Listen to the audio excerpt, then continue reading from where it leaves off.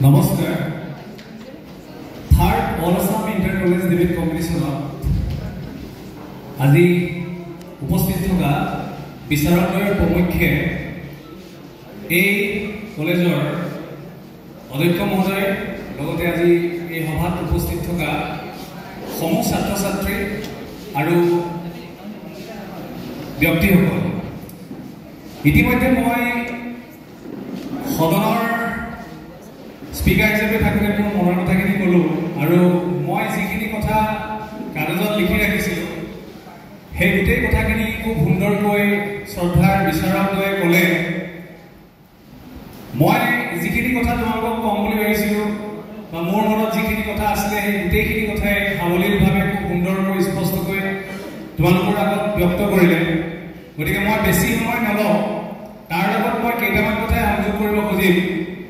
বিশেষকৈ যিসকল প্ৰতিযোগীয়ে ইয়াত অংশগ্ৰহণ কৰিছা, মই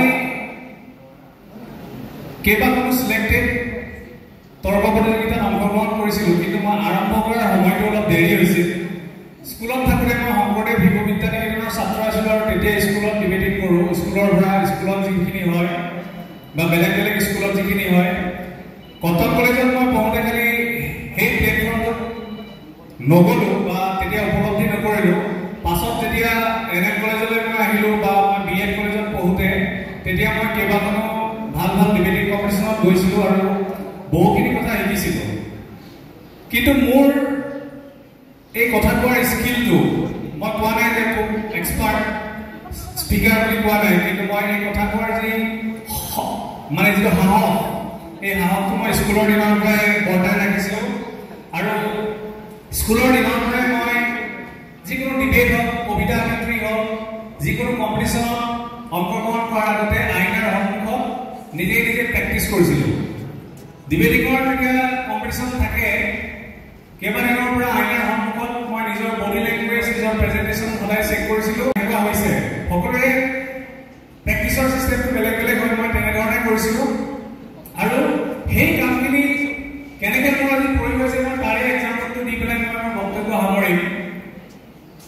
মই যি পৰীক্ষাত অৱতীৰ্ণ হৈছিলোঁ, অসম প্ৰশাসনিক সেৱাৰ যি কম্বাইন কম্পিটিশ্যন এক্সাম হয়, যিটো অসমৰ ওৱান অফ দ্য টাফেষ্ট বুলি ক'ব পাৰি। প্ৰিলিমিনাৰী, মেইনছ, তাৰপিছত ইণ্টাৰভিউ থাকে। গতিকে ইণ্টাৰভিউত পঢ়োঁতেও মই সেই যে তৰ্ক প্ৰতিযোগিতাৰ সময়ত কথা কোৱাৰ যি সাহস বা কথা কোৱাৰ যিটো স্কিল, সেই বস্তুটোৱে মোক সহায় কৰিছিলে। আৰু ইণ্টাৰভিউলৈ যোৱাৰ আগত মই ঠিক একেধৰণে আইনাৰ সন্মুখত প্ৰেক্টিচ কৰিছিলোঁ যে মোৰ বডি লেংগুৱেজ কেনেকুৱা হ'ব বা মই কেনেধৰণে চকীখনত বহিম। গতিকে এই কথাখিনিয়ে আমাক ভৱিষ্যত জীৱনত বেলেগ বেলেগ ধৰণে সহায় কৰে। কাৰোবাৰ কাৰণে হয়তো চাকৰিৰ ক্ষেত্ৰত, কাৰোবাৰ কাৰণে হয়তো ভৱিষ্যতে এজন ভাল ৰাজনৈতিক বিষয়া হোৱাৰ ক্ষেত্ৰত। গতিকে সেই গোটেই কথাখিনি হেল্প কৰে। গতিকে তেওঁলোকে আমনি লাগিছে, মই দেৰি নকৰোঁ। আমি আৰম্ভণি কৰিছিলোঁ জুবিন গাৰ্গৰ শ্ৰদ্ধাঞ্জলি অনুষ্ঠানেৰে। তেখেতক সৰুৰ পৰাই ভাল পাওঁ।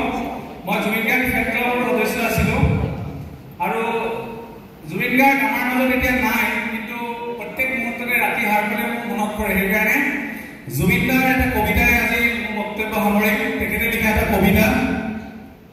কবিতাটো তেখেতে নগাঁৱৰ পৰা লামডিঙলৈ আহোঁতে পাতত লিখিছিল। কবিতাৰ শিৰোনাম ৱাটাৰ। কবি জুবিন গাৰ্গ। মোৰ প্ৰতিবাদী সত্তাৰ পৰিধি তহঁতে বুজি নাপাবি। মই নদীৰ পৰা সাগৰলৈ যাব পাৰোঁ, সাগৰৰ পৰা নদীলৈ ঘূৰিও আহিব পাৰোঁ। মাথো মোৰ ৰং সলনি হ'ব, পানীৰ সোৱাদ সলনি হ'ব। পাৰে পাৰে এৰি থৈ যাম অকল বালি আৰু বালি। বালিবৰ হিংস্ৰ, ঠাণ্ডাত শুকাই দিব তোৰ তেজ, গৰমত উখুৱাই দিব তোৰ দুভৰি। খোজকাঢ়িব পাৰ যদি আহিবি, মই চুমা খাম তোৰ ৰক্তাক্ত দুভৰি।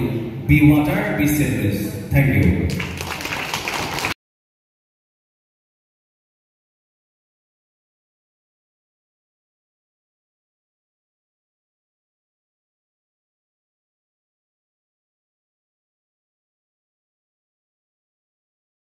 নেতাসমূহক দুখমুক্ত কৰি ৰাখিবলৈ কৰা চেষ্টাটোৱে হৈছে ৰাজনৈতিক নেতাৰ ন্যস্ত স্বাৰ্থ।